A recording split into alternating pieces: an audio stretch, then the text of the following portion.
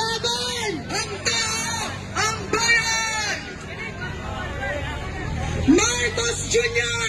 at sa mga kongresista, ang nasaksihan nyo ngayong araw ay patikim pa lamang.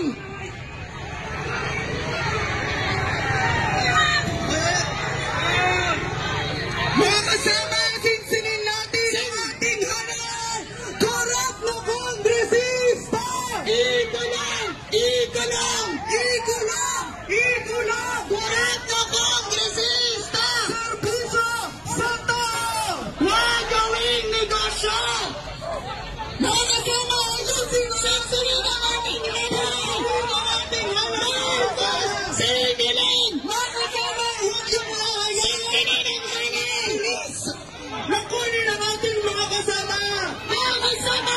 Ngayong bilis! Nasaksihan natin kung sino ang tunay na pinaprotektahan ng kapulisan para sabihin ng sambayan ng Pilipino sa mga pulis, hindi kami ang magnanakaw, hindi kami ang kriminal kung may dapat kayong hulihin.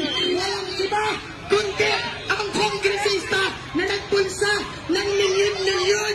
Walang iba kundi si Marcos Jr. na nagpulsa ng bilyones. Mga sama, ayusin mo ang ating